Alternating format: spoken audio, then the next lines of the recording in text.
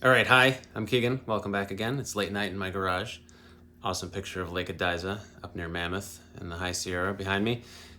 Regardless, the video we have today is from a canyon Creekin adventure. I heard there were fish below a waterfall at about 6,000 feet in the local mountains. So I went up, spent a day, hiked down into the canyon, explored. I did find just gobbles of fish, oodles of fish, canoodles of fish, just tons of. I'd never seen so many fish in a tiny creek in my life. Granted, I don't have a world of experience in that, but it was very impressive how many fish were there. I probably caught like 50 fish on the day. But the video was so long, it was like a 5-hour adventure, that it just was really long. Nobody wants to sit through an hour and a half video. And so I divided it into 3 parts. This is the first part of 3, in which I hike down the canyon, talk a little bit about the ecology, some of the trees, the flowers, stuff that I think is interesting. And then I find some fish, and then I get to the waterfall, and I pull out a nice surprise fish from the waterfall that I did not expect to be there. And then the next 2 parts will be the canyon exploration, going down and coming back. There's no trail. There's no place for a trail. You have to walk right in the river. You surely can't walk any other place except in the river at times. So it's a little frustrating. I wish I could have fished it upstream, but there's no trail. So you got to walk down the river, and then you got to walk back up the river. But I'll definitely be hitting this spot again, and I brought 2 rods with me, the Oni Itoshiro that I used in this first part in the waterfall pool, and then I switched over to the Tanuki Streamborn 290, which is a great rod, and they both are. So tune in. This is part 1. You're welcome for splitting it up into parts because it was a long video, and hope you enjoy it.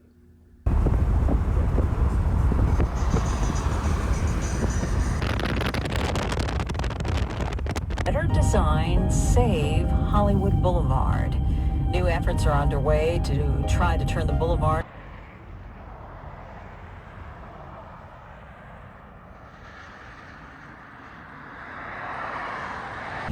It's 6:45 on KPRN.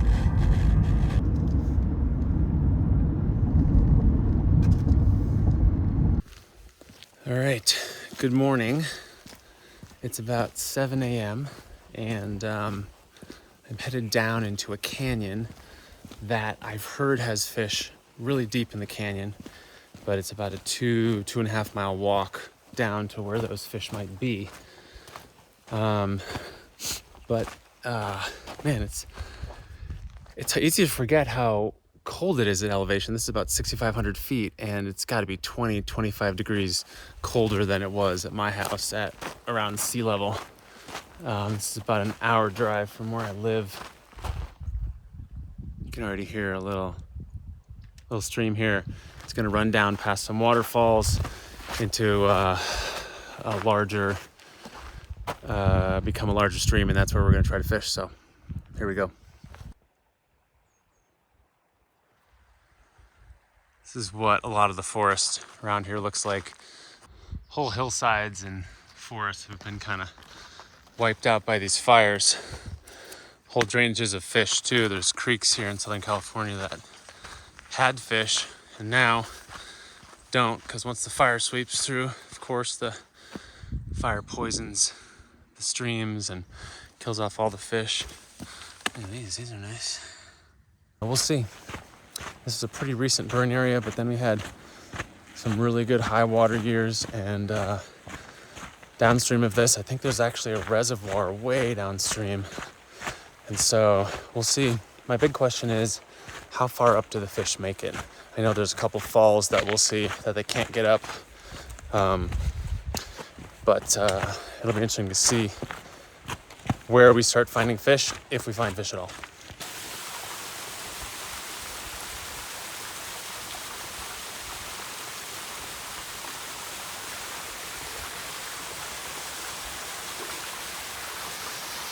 So this is one of the falls. Beautiful little spot. It's gorgeous. The sandbar wasn't here last time I was here. And that bird we just saw was an American dipper. They swim underwater and get bugs and stuff, and they come up on rocks. Kind of never seen one up here before, so that was cool. Also, we've got a bunch of columbine flowers all up on this hillside. going up.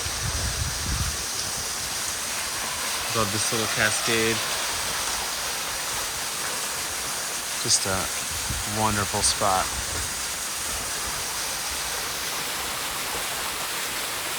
Also tons of California fuchsia. I think that's what this is. All over the place. Beautiful.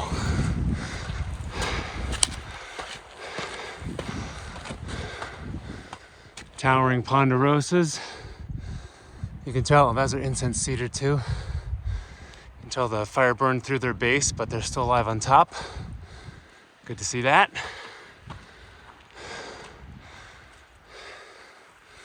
Beautiful. Wow, look at this. Fuchsia for days. Incredible. Look at that. Love it. Onward and onward to find the fish. Wow, more just incredible wildflowers.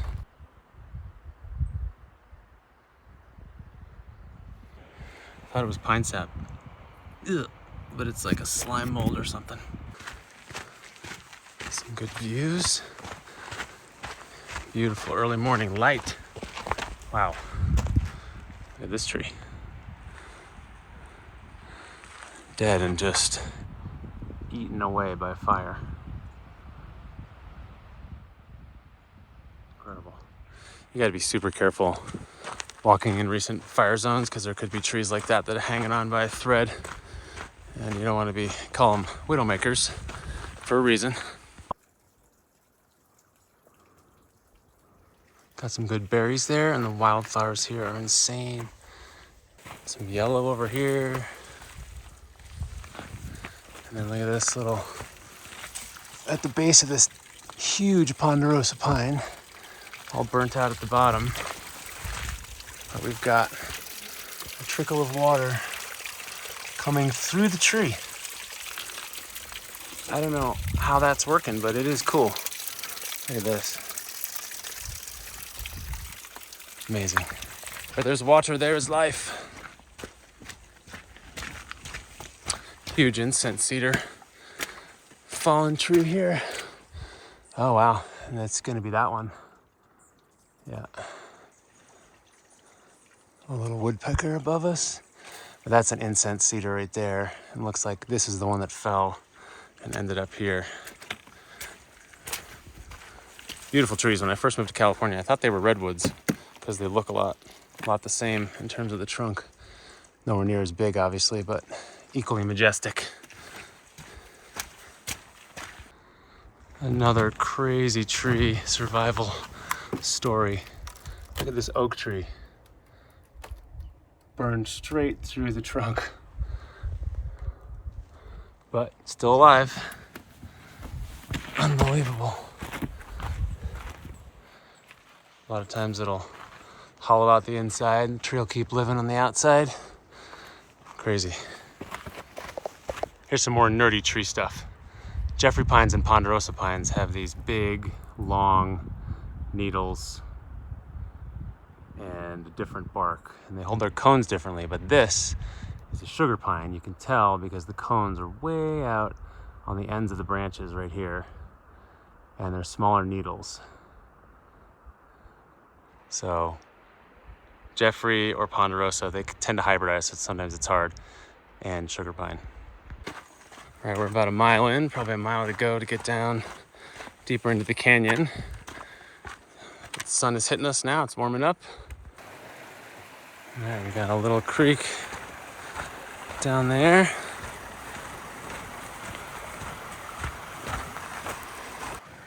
So the incense cedars love the banks of these little creeks. So look at this. I mean, this is huge. It's probably 8 feet across the base. Trio. Towering. Hollows in here from past fires. And then look at this little creek. Wouldn't it be nice if there were some fish in that pool? Let's go check that out. Perfect little pools. Again, there's falls downstream of this, so I don't expect fish in this one.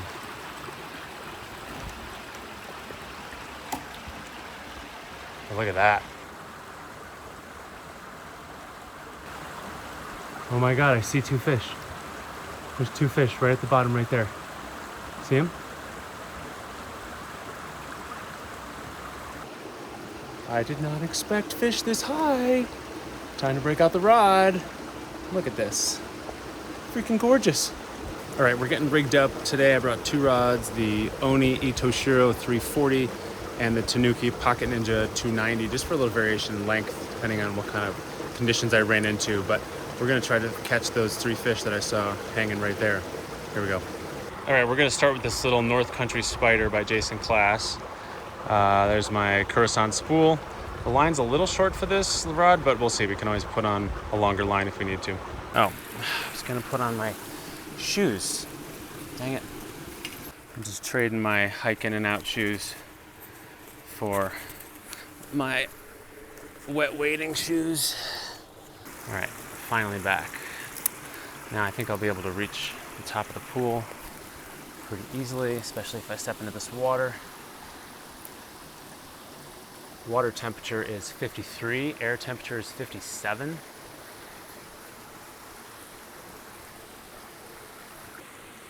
So that's the fish.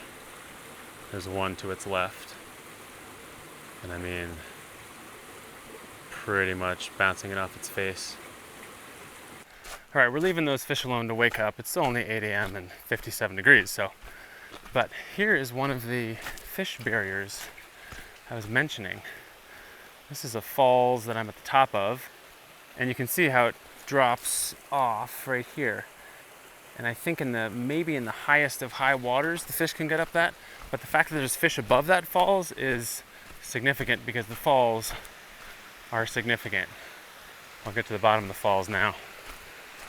We'll go around and check it out. So here's a look at this incredibly beautiful falls. And there might be fish hanging out down there. Can't see any from up here, but see what I mean about it being a fish barrier. Maybe in the highest of waters, fish could get up that. But the place we were just fishing was, you know, 1/8 of a mile above this. So we'll check it out. All right, on the butt. There we go. And we're down. All right. Whoa. Still slipping. Okay. So, got these little line winders on here, and while it's a bit of an eyesore to have them yellow, got some black ones on order, but they are very helpful for this kind of thing where you're just moving a little bit between spots. So let's get this back out. Oh, don't do that. That's how you break a tip. All right, one of the things that I'm thinking about is I have a friend who said he's seen fish in this pool before, but it's also high summer, and in the weekend, this is full of people swimming. I'm not going to be surprised if there are no fish in here and they maybe got scared downstream. But I'm going to approach quietly and stealthily, just in case.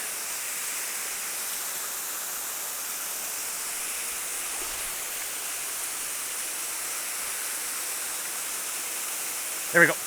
That was a fish jumping at it. So let's keep going. Yep, got one. Oh, came up and nailed it. Little guy. There it is. There it is. Ooh, keeps popping off. And now I got a little knot. Nope, I'm good. All right. So we've got a hungry fish in this pool. So let's get a little closer. All right, let's get it right into the base. There we go. There's one. Yep. Not a bad size, not a bad size. Come on, bud.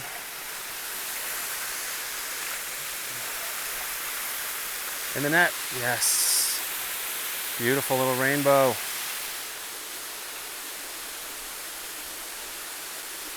There you go.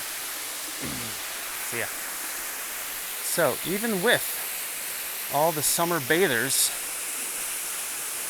there are fish in here and they are biting. That was probably a 6-incher. I'm gonna sneak up a little closer.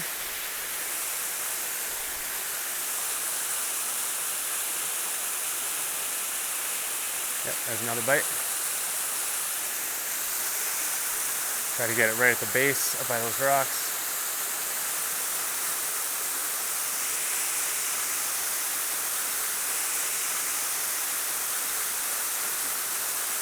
There we go, another one. Bigger one. Ooh, bigger one. Much bigger one. That's a big fish. That's a big fish. Come here, bud. I need you in my net, not flipping off. Not flipping off. Not flipping off. I need you in my net. Oh my gosh, that's a brown trout.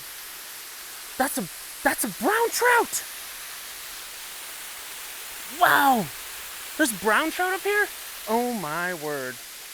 That is a net-filling brown trout. Wow. That is so exciting. I had no idea there were brown trout up here. It's usually just wild rainbows. How the hell did he get up here? Wow. Wow. Oh my gosh, that's amazing. Look at this guy. Brown trout. Pulled right out from underneath that fall. Look at this beautiful fish. Wow.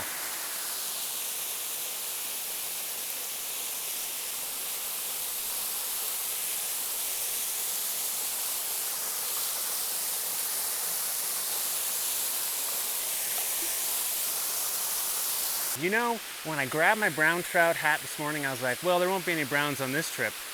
Big old brown, right from the base of this fall. So cool, so awesome, so excited. Let's keep exploring downriver and see what other awesome pools like this we can find. Good Monday morning to you. All right, I'm gonna do one more at this pool because this is too picturesque not to. It's just perfect. Look at this. Oh, so good. Oh, another one. Oh, I saw it come up and hit it. I think it was another little rainbow. I think the brown came out of hiding on this left side. Wow, what a great fish. What a fish. That's a day-making fish. You're like, I don't care if I catch anything else the rest of the day. That was worth it. Not in a hurry to leave this place, so we'll just keep casting. There's one. There's one. Finally got one. Another good fish. Is this the same brown? No, this is a rainbow. Good rainbow, though. Wow. Come here, bud. Come here, bud. No, I need you in my net. I need you in the net. In the net. There you go. Yep, good-sized rainbow. Wonderful. There you go. See ya. Off like a shot. All right. Later. Later, waterfall. All right. We are moving downstream.